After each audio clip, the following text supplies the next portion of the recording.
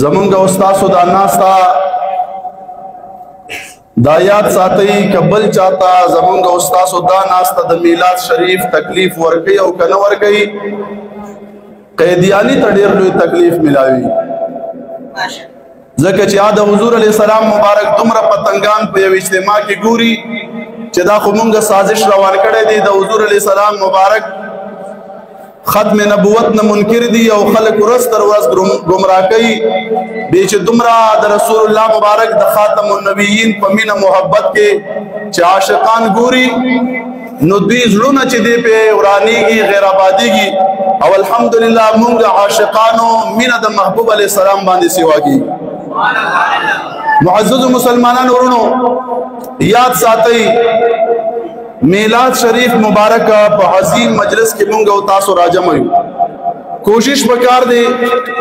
چې د رسول الله مبارک د امینه محبت په دې پروګرام غرض او مقصد باندې ځان پوي یو خبره درته کوم علما همیشه په دلیل باندې خبره کوي علما سره به د دلیل خبره خوان نه کوي زویما چې د میلاد شریف پرد کې میلاد شریف پرد کې چې څومره خلک چې دي لګیا دي او فتوی ورکوي زه په چیلنج سره وایم د یو محدث کتاب د یو مفسر کتاب یو عالم نشي پیش کولای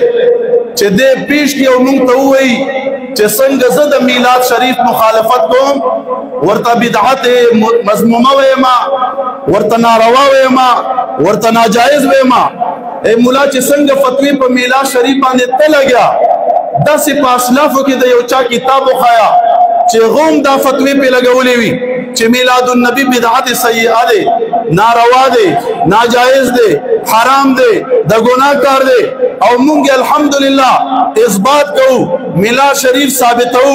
میلاد النبی مناون کې خلق یو رسول الله مبارک ولادت با سعادت خوشحالي مناو کوو مونږ په خپل دعوی باندې د اسلافنا د محدثیننا د مفسریننا د اماماننا کم از کم مونږ په میلاد شریف باندې 460 نه زیات کتابونه پیش کولای